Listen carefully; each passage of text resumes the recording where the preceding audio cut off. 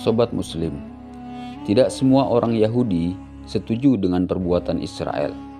Banyak juga orang Yahudi yang masih sadar dengan nilai-nilai kebaikan sehingga mereka menentang berdirinya negara Israel dan juga kekejaman-kekejamannya terhadap warga Palestina. Salah satunya adalah Albert Einstein.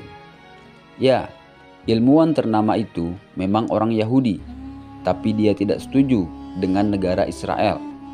Dia tidak setuju dengan berdirinya negara tersebut, lebih-lebih lagi dengan kekejaman-kekejamannya terhadap warga Palestina.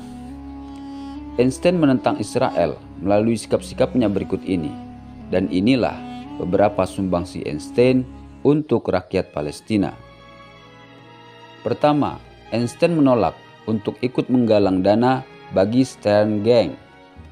Stern Gang adalah kelompok milisi Zionis di Palestina. Pada mulanya, kelompok ini bergerak untuk melawan Inggris yang saat itu menguasai Palestina. Namun, karena cita-cita Zionis memang ingin mendirikan negara di Palestina dengan cara merampas tanah-tanah rakyat Palestina, maka Stern Gang pun tak ayal terlibat dalam aksi pembantaian terhadap warga Palestina. Pembantaian itu terjadi di Deir Yassin pada 9 April 1948. Pada saat itu, lebih dari 110 laki-laki, perempuan, dan anak-anak Palestina di desa Deir Yassin dibantai oleh pasukan Zionis. Dan ini adalah salah satu pembantaian paling keji dan biadab yang pernah Zionis lakukan. Kami tak dapat memberikan gambaran detail tentang pembantaian tersebut karena khawatir akan mendapat teguran dari pihak YouTube. Kami sarankan Sobat Muslim untuk mencarinya sendiri agar mendapat gambaran yang jelas tentang hal itu. Saking kejamnya pembantaian tersebut, banyak warga Palestina yang ketakutan dan memilih untuk meninggalkan rumah-rumah mereka. Mereka mencari tempat ke daerah lain yang menurut mereka aman.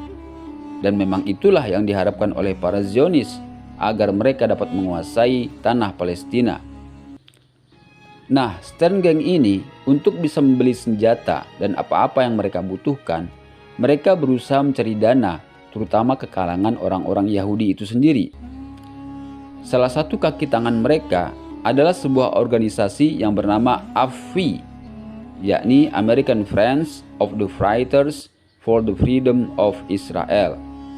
Direktur AFI yang bernama Shepard Rifkin pernah mengajak Einstein untuk ikut menggalang dana bagi Stern Gang.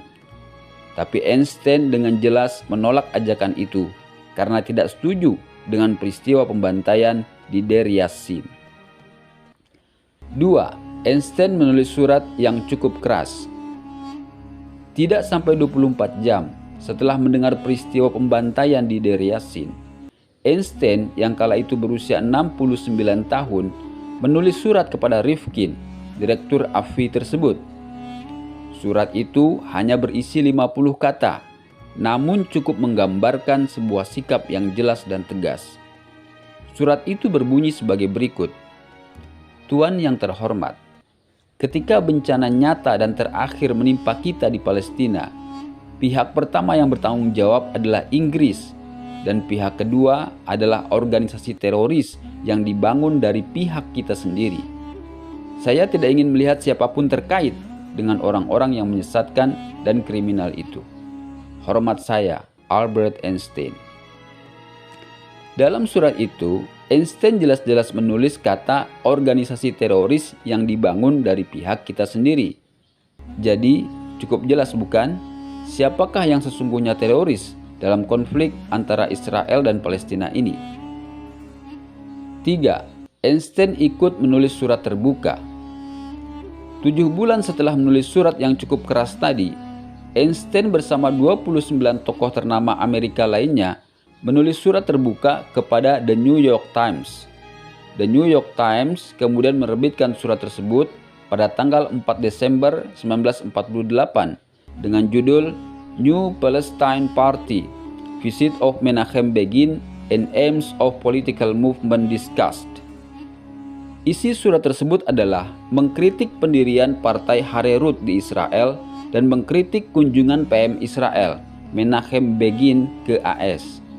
Menurut mereka, partai tersebut mirip dengan partai Nazi. Mereka berkata, Partai Kebebasan di negara Israel yang baru dibentuk, sebuah partai politik yang organisasi, metode, filosofi politiknya, dan daya tarik sosialnya sangat mirip dengan Nazi dan partai fasis.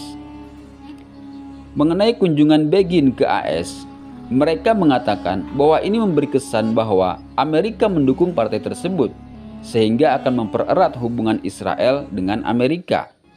Jika semakin erat, maka praktis eksistensi Palestina jelas bakal terganggu. Atas dasar inilah, kata Einstein dan kawan-kawan, sudah seharusnya semua orang tidak mendukung langkah partai ini. Mereka berkata, oleh karena itu, yang bertanda tangan di bawah ini, Einstein dan kawan-kawan menggunakan cara ini untuk menyajikan secara terbuka beberapa fakta penting mengenai Begin dan partainya, dan mendesak semua pihak untuk tidak mendukung manifestasi fasisme terbaru ini. 4. Einstein menolak untuk menjadi presiden Israel. Einstein pernah ditawari oleh pihak Israel untuk mau menjadi presiden negara tersebut. Tawaran itu disampaikan secara serius kepadanya pada tahun 1952 oleh David Ben-Gurion, Perdana Menteri Israel ketika itu. Einstein menolak tawaran tersebut dengan halus namun jelas. Nah, itulah setidaknya sumbangsi-sumbangsi yang pernah Einstein lakukan untuk rakyat Palestina.